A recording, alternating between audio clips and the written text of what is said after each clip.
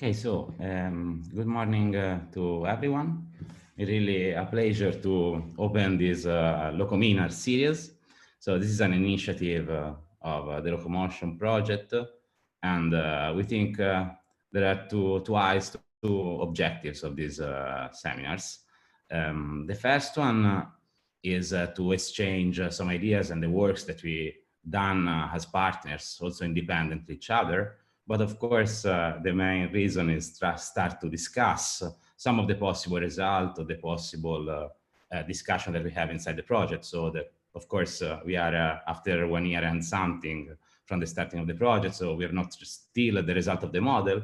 So, but there are other work that we can discuss and are useful for making the William model like effective and useful for everybody. So this is the first seminar. So I'm Simone D'Alessandro from University of Pisa.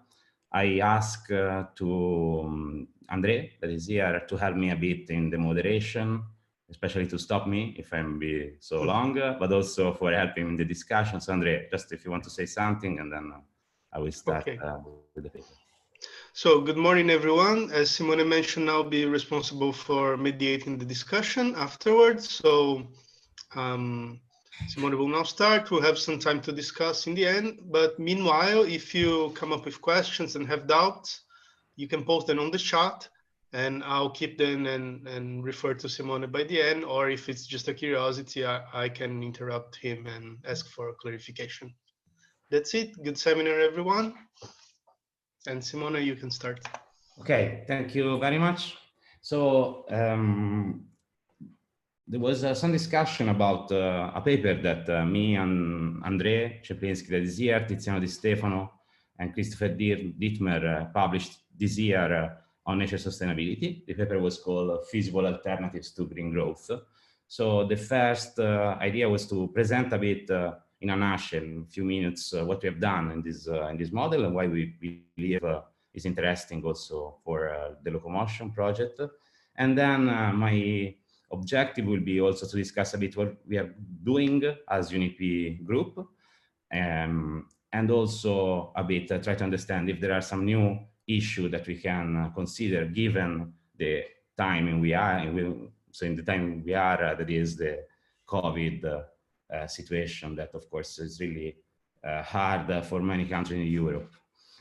The starting point of the paper was this idea that we have two important issues that we are facing today that are not only climate change, but also the increasing inequality that spread in most of the countries, but also in our countries in Europe. And this kind of increasing inequality can be really like a constraint to the prosperity for all, to living peace and democracy. So for the reason, the main issue was we have to take these two challenges together, because otherwise we can end up in some solutions that are not effective and not possible. And while in general we believe that most, at least at the policy level, the main decision and projects are taken still separately. Think about the national energy and climate plans, but also how the SDG are discussed and taken into account. It seems that you can work on each single objective separately from the rest of the problems. And we believe that instead the things are much more complicated and systemic. So we have to try to make like some contribution and some policy proposal that try to take together these two issues, so the social and the environmental issue together. Okay, while we still believe that most of this, at least the solution are without, so for instance, if you think about how to face climate change, most of the idea coming from how to foster a reduction of emission, and very few things are considered in terms of the social outcomes of such policies, but at the same time, which social policies can guarantee, for instance, a low carbon transition. And at the same time, we know that given also the increasing inequality issue that we have, there are some new proposals. This proposal comes like radical policies in the post-growth environment, if you want to say in this way. And we believe that these policies are worth to be discussed. while often they are somehow like says that they are not feasible, at least from a political point of view. So our contribution is also a contribution and try to understand that this kind of radical social policy, I will try to discuss some of them, are worth to be discussed and can contribute at least to try to evaluate if they can contribute to the low carbon transition. Okay, so this is a paper also that try to compare different like narratives. These narratives that we are discussing take these names that are quite common or well shared between all of us, I think. So that are green growth, Green New Deal, and post-growth. What I'll try to say very shortly is why these three approaches are different and can be considered a sort of narrative that how to face the issue of climate change, but also how to face the issue of the social crisis that we have. So what is the green growth strategy in our, so at least what we believe is the green growth strategy. So the main issue, of course, is to consider the climate change as the main problem. And we believe also with respect to past approach to the issue of sustainable development, there is a much more focus on the economy and the climate change, a less attention to the issue about inequalities or like poverty and so on. The main, like the pillars of the strategy, I think there are three main pillars. The first one is a sort of technological optimism that I think is very widespread, not only in so I'm an economist, okay, so is very like well, I don't know, shared concept in terms between economists, but also by engineering. And so probably this putting together economists and engineering to discuss how to face like the climate crisis had a bit of so this impact on a sort of faith on technology and innovation to solve the issue and also the issue of climate change. At the same time, there is a strong market-oriented view. It means that most of the strategy is based on the idea that trickle-down can be an effect also in improving some economic indicators and in particular to guarantee job and to guarantee welfare to the people. So we know in the history, and then if you want, we can comment a bit, that this trickle-down effect is really teeny, and probably there is no any like any improvement in the social condition due by this kind of strategy, and we will discuss it in a while. And the other issue that, of course, is a sort of pillar of this proposal is that GDP growth is not only so it's not only useful to maintain a high level of welfare, but is also the engine of the transition to sustainability. Why is the engine of the transition to sustainability? Because of course we need money, we need resources in order to make the investment that are useful to make the transition. Of course, there are many critiques to this view, so there is a debate that is open, but mainly these critiques focus on some particular issue. The first one is the idea that decoupling, that is at the basis of the possibility of maintaining GDP growth in the planetary boundaries, at least as a stylized fact, is really little. In the sense, it seems today that the kind of material decoupling that we have is almost negligible. At the global level, maybe some countries are doing some improvement on this issue, but of course, in general, it seems that especially in developing countries, there is much difficulties in decouple GDP growth from material use or environment and in general the use of materials. At the same time, we know that there is an issue about planetary boundaries that together with this sort of critical transition make the situation, the environmental situation very critical. And we know that sometimes market mechanisms are not able, so prices are not able to get all the information necessary to deal with this issue. So at the end of the presentation, there are some like graph, and so if you want, I just can show one of the issues that probably is much. Sorry, I made. So this is data on coming from the material footprint of a nation. There is a publication of PNAS, but there is this group of people that are working on material flows.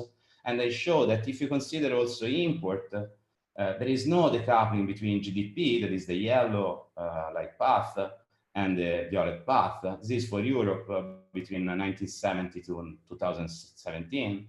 So this means that there is no decoupling if you are considering also the materials that is coming from abroad, not only from the domestic country. Okay, in the domestic country, you see a lot of decoupling.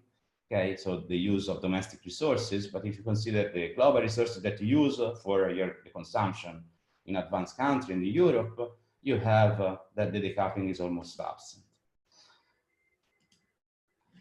The same, of course, is true from some critiques about what I call the trickle-down effect. So it seems that there are very few possibility to obtain gain in the the growth of the middle and the low class, and to guarantee well-being for everybody. There is a very nice imaging that coming from Gabriel Palma on the data of Piketty and Size of 2003. It is a bit old, but just to clarify the issue of the failure of trickle-down. So if you see what happens to the average income of the bottom 90% of the population in US, and you compare their growth with the top 1%, that is the green path here, you see that after the half of 70s, the income of the bottom 90% is stable. What does it mean? It means that all the growth that we have in the United States in the last 40 years goes only to the top 10%. The top 1% grow at average of 4.5%. And if you go to the 0.1% to the 0.1%, you have that this great rate of growth increases as well. Okay, so this means that if there was a trickle-down effect, part of this increase should goes also to the poorest 90% of the population. There was no trickle-down to most of the population. The other issue that I'd like to mention here as a stylized fact that we'll try to explain is that most of the green growth proposers think that the increasing in renewables is really one important objective in order to reduce the impact on the environment. So this is a very simple presentation of data coming from European countries that measure on the vertical axis the CO2 per capita, and the horizontal axis the share of renewable energy sources in the total consumption of energy. And you see that there are countries with very high share of renewables that still has a high CO2 per capita emission. What does it mean? It means that if you imagine that there is a negative relationship between these two, so between CO2 emission per capita and share of RES, this cannot be considered a natural process. For economists, this is very strictly connected to what we call the unconditional convergence. Okay, so there is no reduction in CO2. It's not necessary that an increase in renewables tends to reduce CO2 per capita emission. And why? So the issue is exactly that if we take into consideration all the feedbacks in the economy between the increase in the renewable energy sources and what happens to the economy, probably we have a feedback loop that can explain why we have this strange result. So if you think about the difference in CO2 per capita between Germany and Italy, for instance, is quite amazing. Think about all the experience about, I don't know, Finland, Norway as well. So it means that most of these countries that we consider as sort of best practice are not really different in terms of CO2 per capita from like Southern Europe country, here Italy, Greece, and Spain that are almost at the same level. Okay, I try to. So the issue is this one. I don't want to say that the increase in renewable is useless. Of course, it's much useful, but there is no unnecessary implication that reduce the CO2 per capita here. Okay, try to go back. Otherwise, okay. So given the debate about this strategy of green growth, we try to discuss other alternatives. The two alternatives that we take into account are Green Deal and this kind of post-growth argument. What is for me important when we discuss the difference between Green Deal and green growth is the idea that inequality is becoming an important issue. So if you see also the presentation of Ursula von der Leyen last year in December, you have that this idea of no one and no place is left behind is something really important. No? The just transition funds that we know is important. But of course, economic growth is still the pillar through which we can obtain the sustainability. At the opposite, of course, we know that there are some other debate or discussion through which they consider that this kind of economic growth and ecological sustainability are incompatible, and so we need to downshift the economy of scale. So in this respect, of course, the social policy becomes much more essential here, because of course, if you cannot rely on growth, you have to rely in a different welfare system. And this is the things that we will try to discuss in the paper. I try to go a bit faster because I was a bit slow in this introduction. So which are the rational question of the paper? So we produce this kind of model, is a macro simulation model that is a short part of the future William model that we have. And in this Eurogreen model, we try to understand if really green growth is at risk of fostering inequality. And in particular, if there are some policies that can offset, some social policies can offset the risk of increasing inequality through the transition. At the same time, how much the downscaling consumption is necessary to meet environmental targets. So what we do in the paper is to compare different policy mix. So we say we have to put together social and environmental policies and see what happens to the many indicators. And we try to clarify also which are the reciprocal relationship between energy and social policies that we believe are at least a bit under discussed, so at least or neglected in most of in other models, and especially in the model used for planning environmental policies. At the same time, we try to make, in the limits of to be a small, a small group, to make a detailed socioeconomic and energy structure of the model. So we apply this model. So we use this model. We program this model in Vensim, and we try to understand what's going on. This is a sort of very short macro view of the model. So just to clarify a bit the elements, there is no time to discuss the equation that are here, so of course. But we have a household sector where we take into consideration 3 skill level and 4 employment status, so employed, unemployed, inactive, and retired. At the same time, we have a small group of people that does not take income from work, but only from financial assets.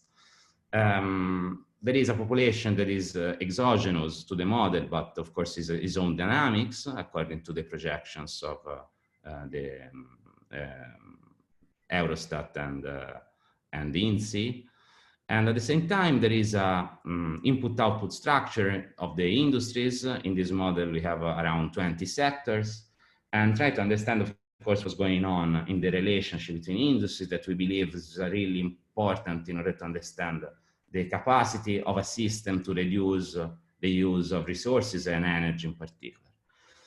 Then we take into consideration only only energy products that are this one: coal, oil, gas, nuclear, and renewable. Nuclear is important here because we are apply this model to France. Okay, so of course nuclear is really one important resources for energy use in France. At the same time, we have a group of assets, a financial sector that is quite simple here, but I have at least we consider 3 different assets that are deposit, bond, and debt. There is a relation with the rest of the world that make the model open, at least this economy, open to the rest of the world, but we are not investigating what's going on in the rest of the world. Of course, government is playing a very important role, so we try to understand which kind of policies can the government do, and this probably is the most interesting part in terms of the effect of policies. At the same time, it's important to remember that this this input-output model can the coefficient of the matrix, so how much an industry is demanding to another industry as intermediate good, change in time, change according to an innovation process that can favor energy efficiency or labor productivity or both. Okay, so we take into account this process that is endogenous. Then if you are interested, we can discuss at the end a bit more about the technical aspects.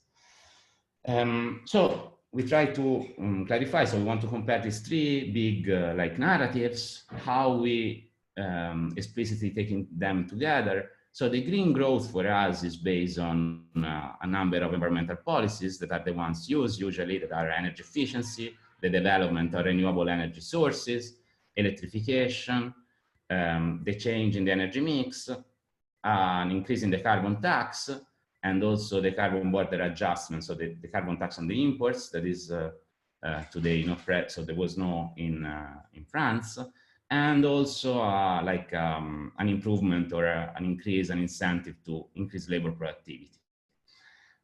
So these are the kind of the policies that we consider. So then maybe we can come back to this, to why we include all of them, or maybe something is missing.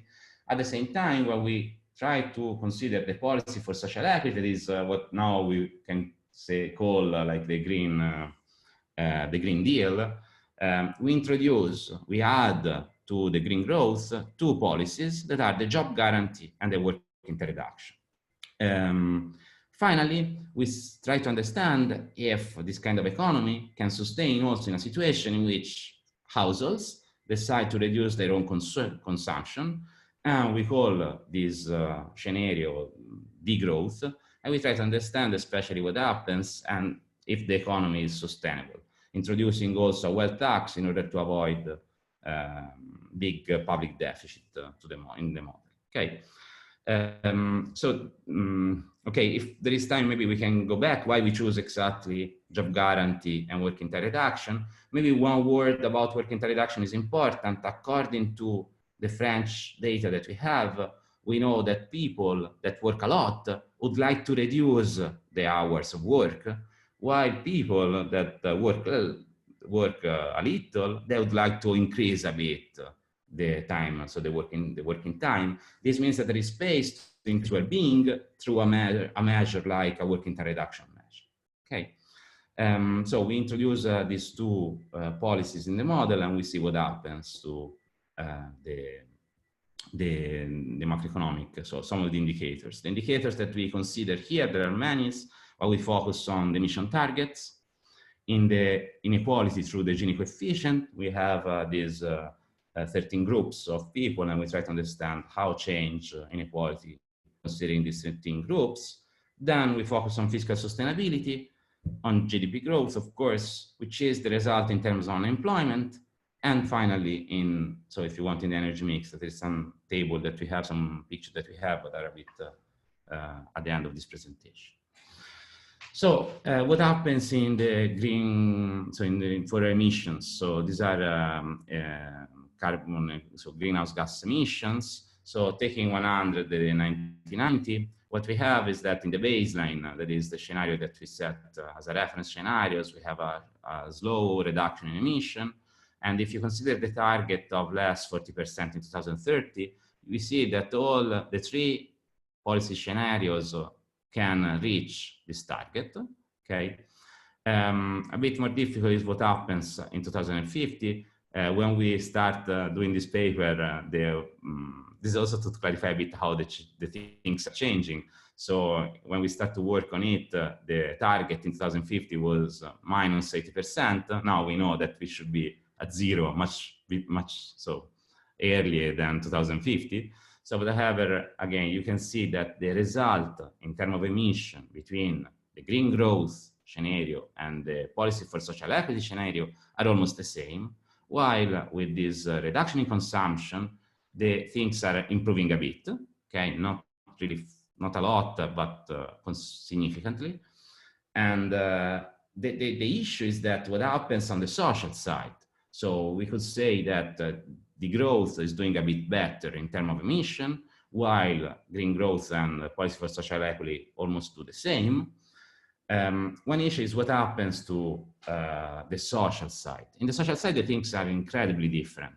So we end up with the green growth to an increase of inequality with respect to the baseline, while with the PSC, the things are changing a lot. So you see that the Gini coefficient decline significantly. Remember that this difference between 32-23, that is the actual levels of Gini coefficient in France, to 28 means a completely different distribution of income in France. At the same time, the degrowth scenario is doing still better than this. So it means that the reduction of consumption reduces also the polarization of wage inside the labor market. Again, if there are some questions, then we can discuss a bit better the reasons or the argument that explain this result. About the GDP growth, there is another important point here, I think. It means that the growth rate does not change significantly, at least in the long run, between the policy for social equity and the green growth, while of course the DG is a bit like assumed that the reduction in consumption generates a decreasing in GDP growth rate. And so you see that at the end, the GDP growth rate is even negative.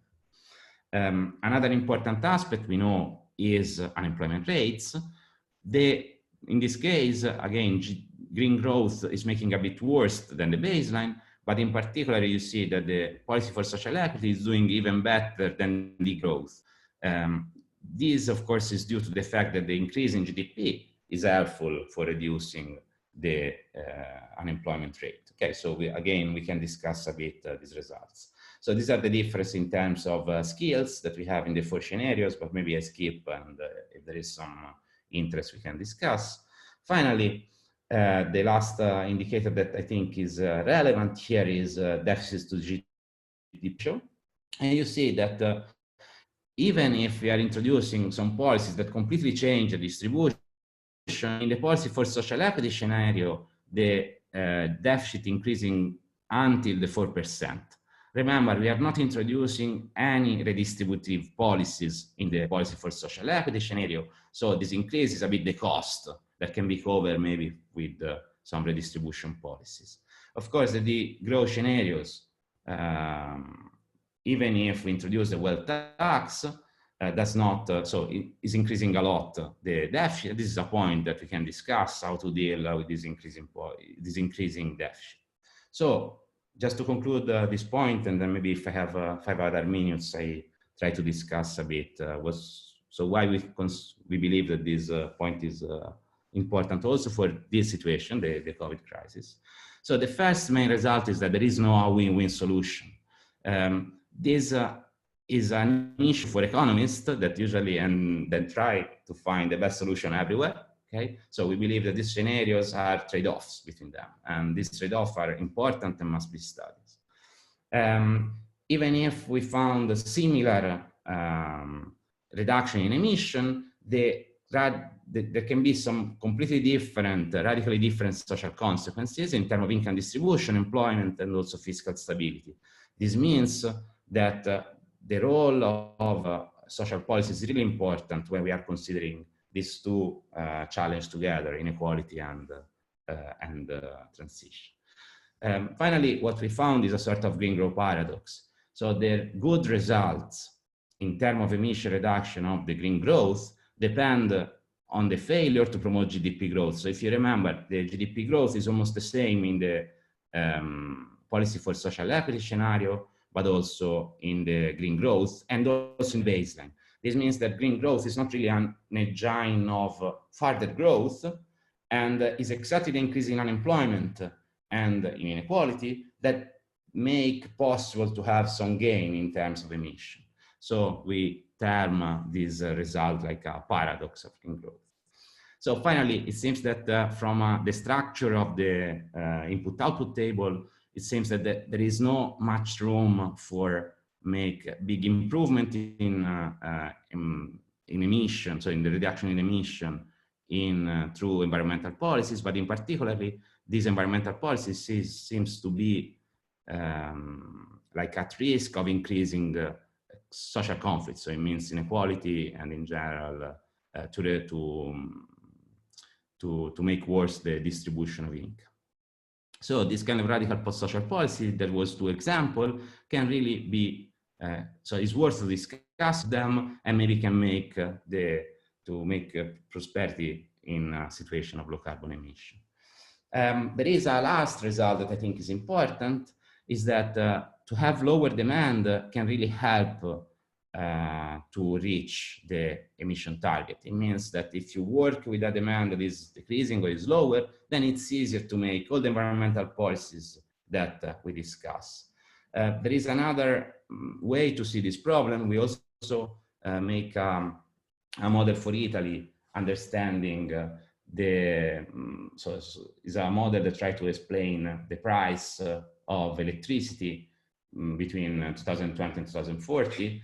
And what we found is that all the scenario, according to a big sensitivity analysis, the scenarios that end up with a higher share of renewable energy sources as the one where the demand is lower. Okay, so it seems that really the reduction of demand can make the aggregate demand, so if people decide to consume a bit less, make easier to make the transition.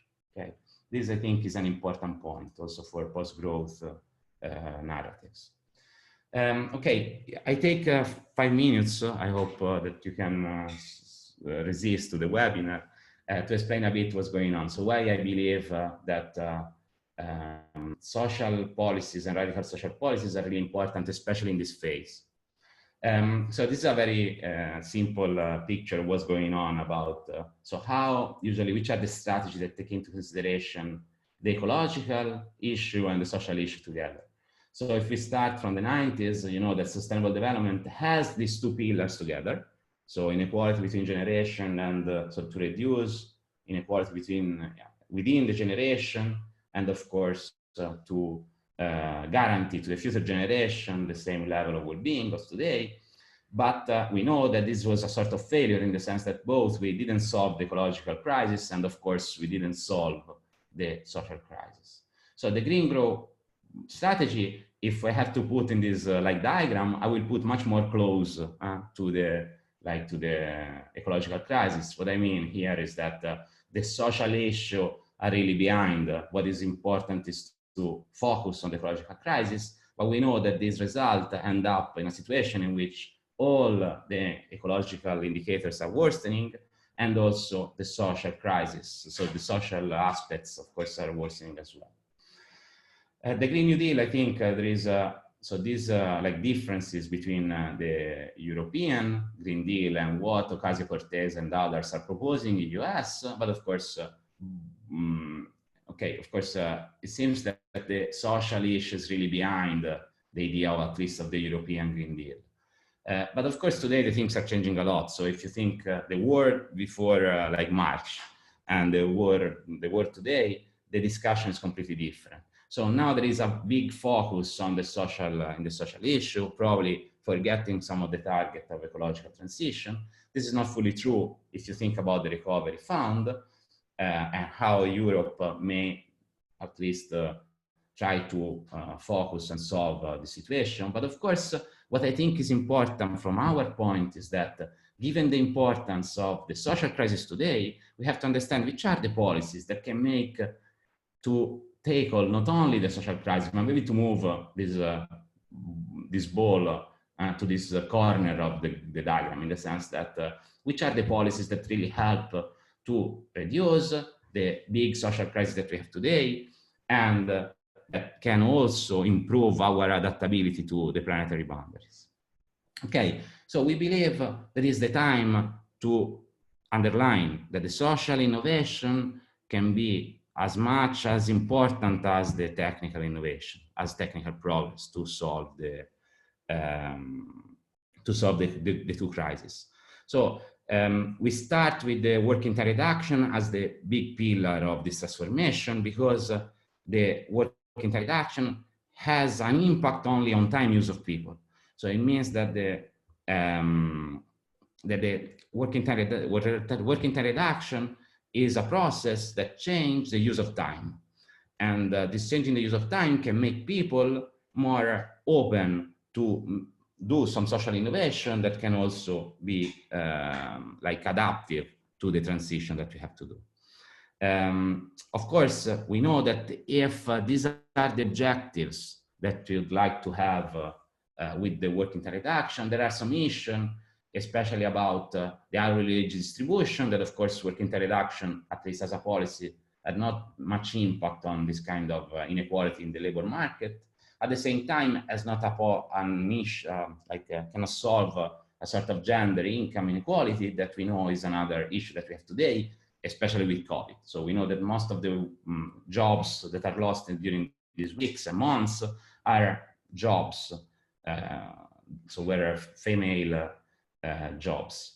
And so for this reason, we think that we can conjugate working time reduction with other proposals and that try to reduce a disparity, so a sort of big inequality that we have in the unpaid work between male and woman. This is a case for Italy. So look, these are the different employment, unemployment, and out of the labor force at the time by day that this person is doing as an average, of course, as unpaid work.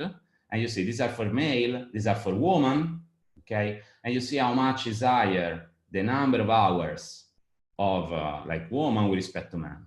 So I think this is a big inequality.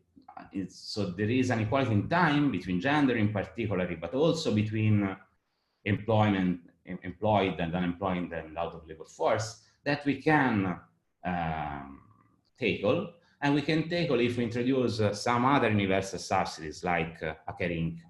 Okay, so what we are doing, now, this is a sort of work in progress, is exactly to try to put together these two measures. From one side, a universal care income that is depending on the time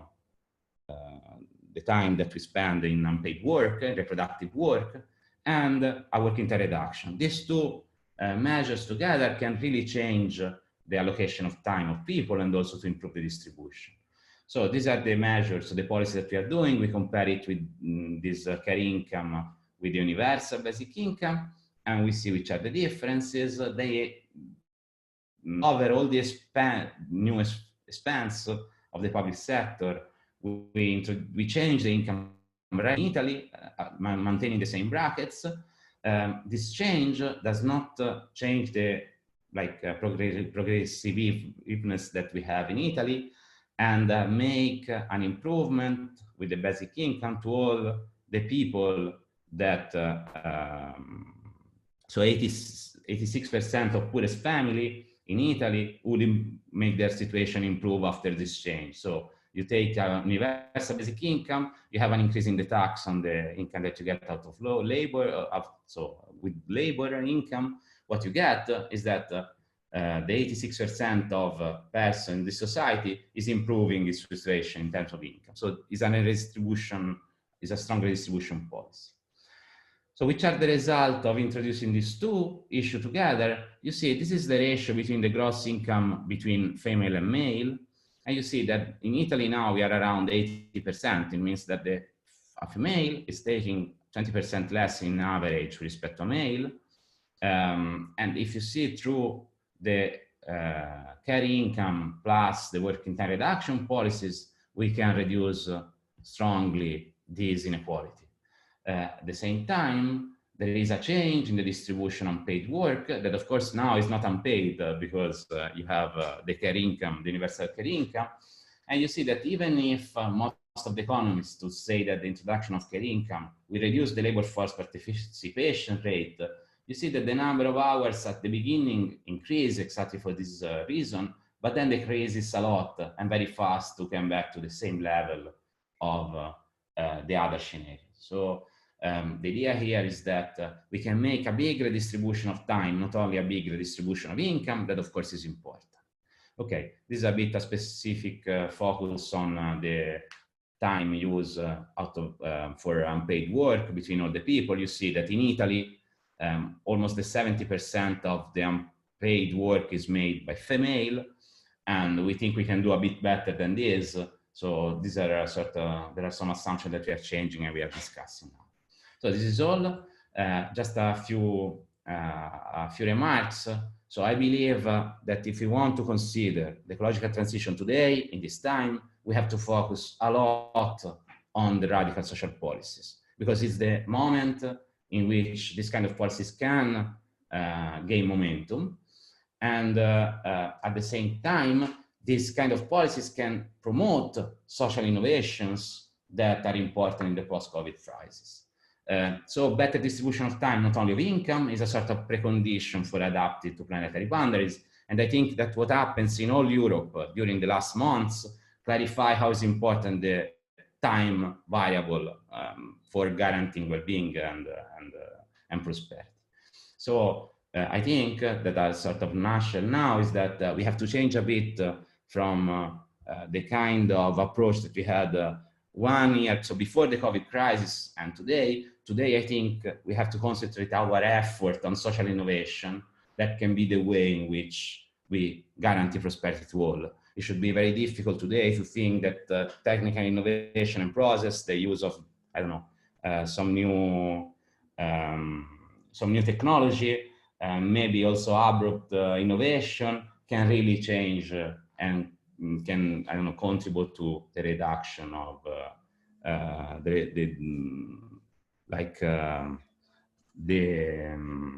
sorry, I received a phone call in the last moment, and so I think we really need to concentrate on the social aspect today and to make these policies able to make the society more adaptive to the changes we expect.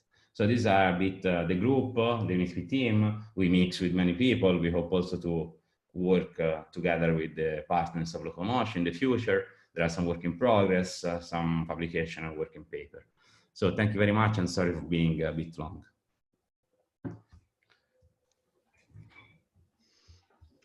Okay.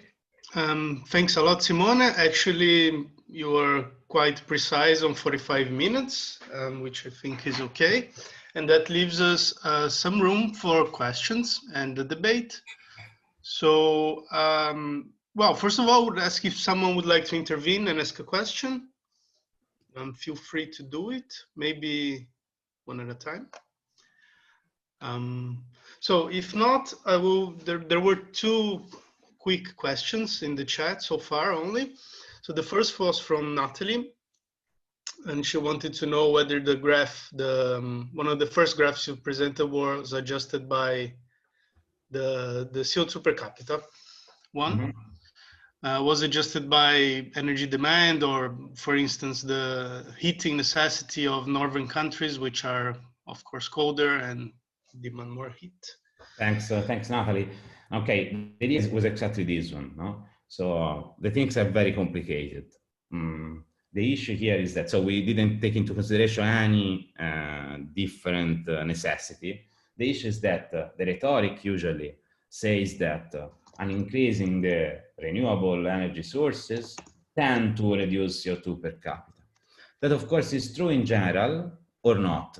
So what happens if you look at the data, you could say that it's not a necessary implication. It depends, of course. For instance, you could say that Germany has much more heating necessity than Italy. That's fine. But at the same time, maybe Italy has a higher, I don't know, need of conditioner during the summer.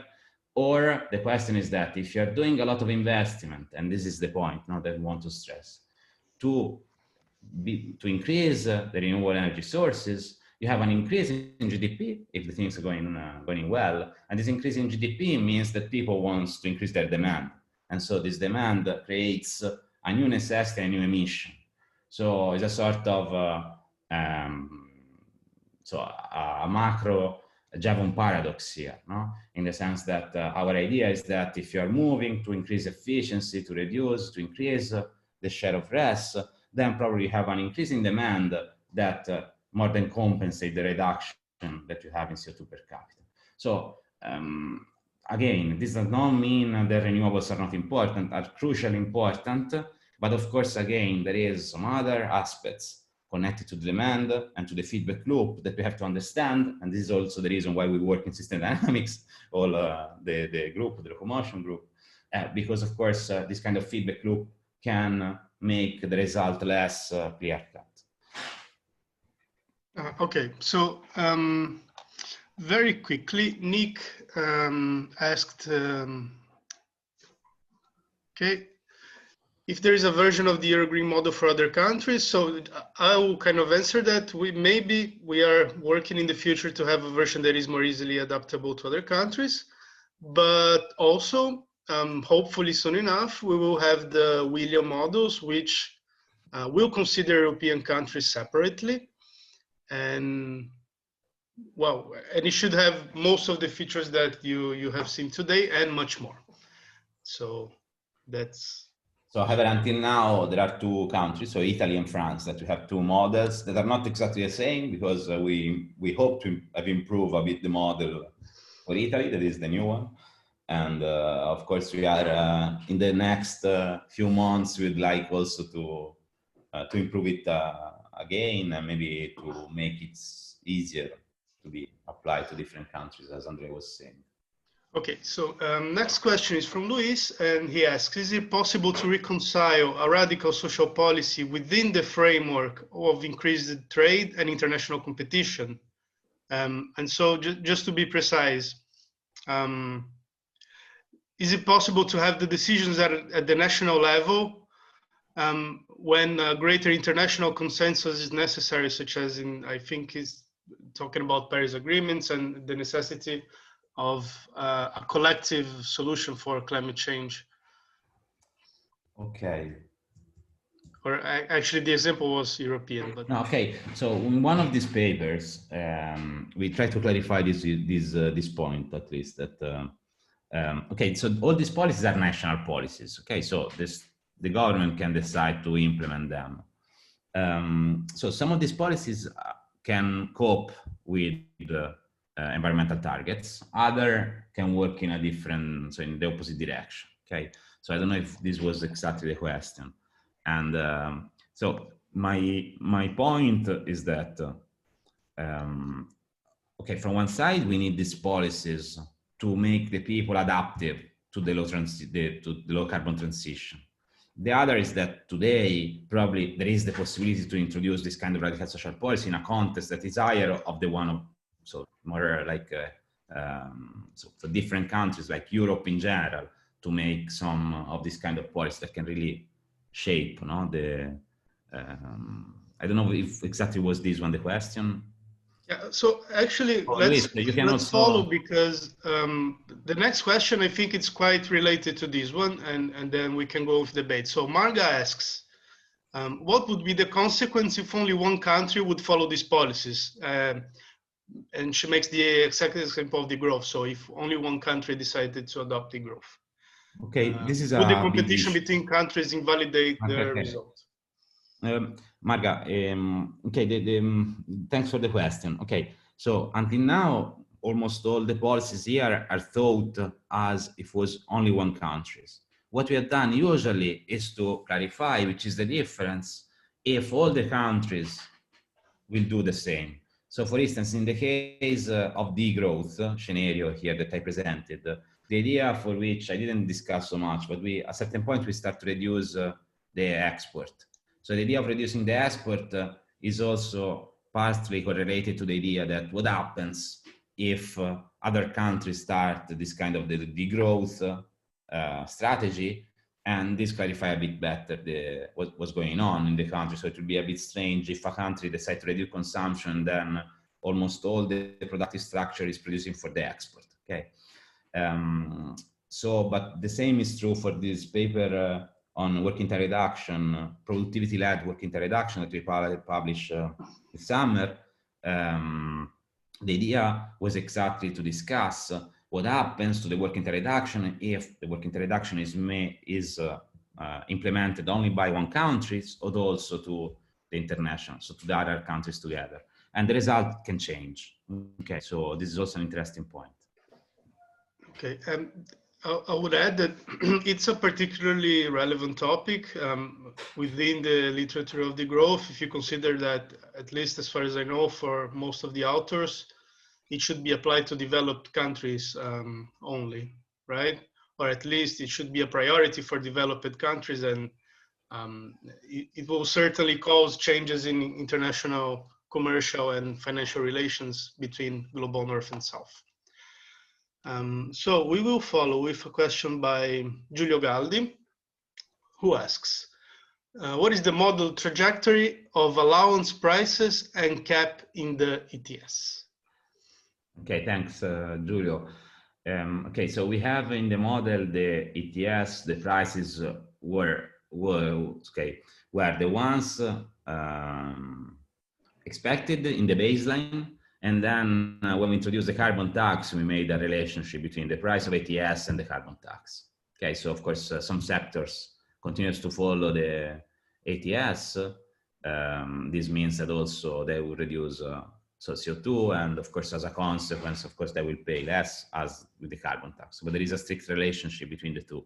So we just, I don't remember exactly the data. I think you should have on the single policies slide. Thanks. Right? Thanks, Andre.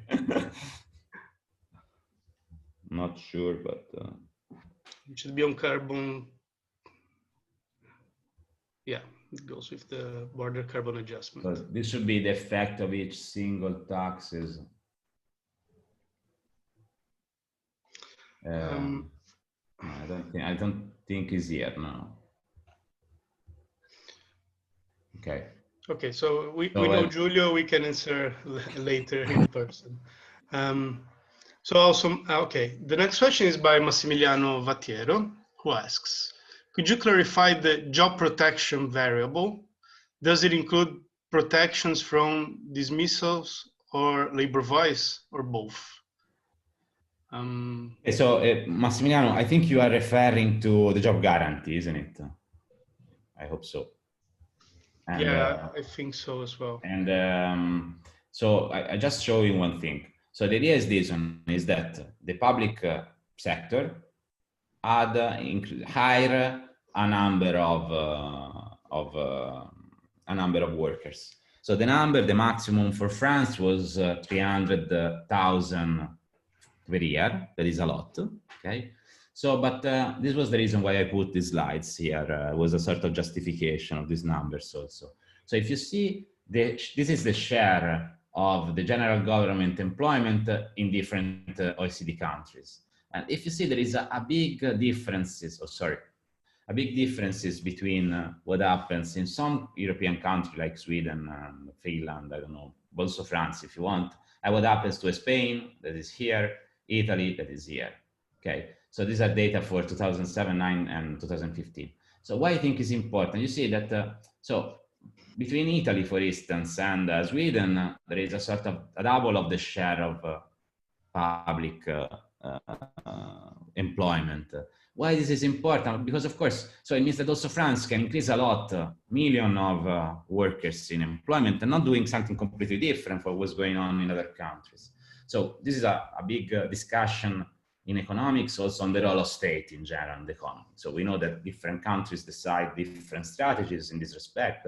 But of course, if there is a good reason, like the increase in inequalities or making some project specifically for reducing emission, I say is why it cannot be the state and the general government to hire workers and make contribute to the strategy. Now, for instance, I don't know, infrastructure or many other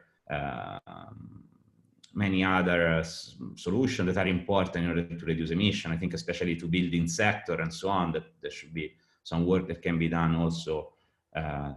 So from people that are not maybe they have no high degree of, I don't know. So you can think a very good measure to reduce the people that are more vulnerable, and of course to contribute to the transition as well. So this was the idea of job guarantees, exactly to employ new people in the public sector. This employment can do some specific work for reducing, emission, but also some other goods that substitute the services. So the goods produced by the service sector or industry. Okay, so this is a bit how we model this kind of public employment. Okay, so maybe we should wrap up because we want to be quite precise with time. There is one last question, if you could answer very quickly, by Nick Fitzpatrick again. How does the model account for the fact the European Union dictates environmental policies and other nation states as such? How does it change? How does the model, I guess, change with the updated target? No? And before you answer, I would, if someone has to go, I would just like to announce that our next seminar will be on the 25th of November. And it will be by Amandine Pastor from Lisbon. The title is How Uncertainties Are Tackled in a Multidisciplinary Science, or in Multidisciplinary Science, a review of integrated assessment under global change. We will remain at 10 a.m. So the 25th of November, 10 a.m. is our next LOCOMINAR. And that's it. Simone, if you want to answer quick, we can. Of course, this is a big question. So the simulation that we have and all the sensitivity tests that we have done seems to suggest that it's really difficult to, the increase are becoming difficult and difficult as long as you are moving down in these kind of targets. And so we have no detail. So our model is not so detailed to take into account how much is costing more. Of course, we can try to force the model and see which are the consequences. But I think what is much more important today was at least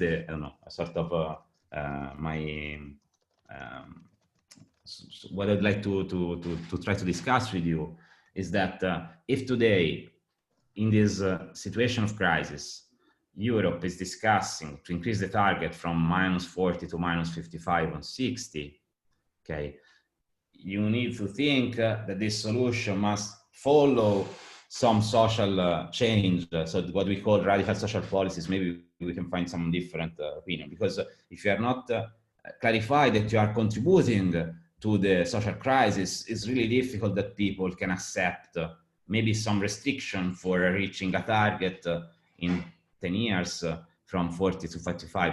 I completely agree on the fact that so if you are not moving very fast by 2040, there will be some big issue from climate crisis. But exactly for this reason, we have to fix the social crisis today. So I really think that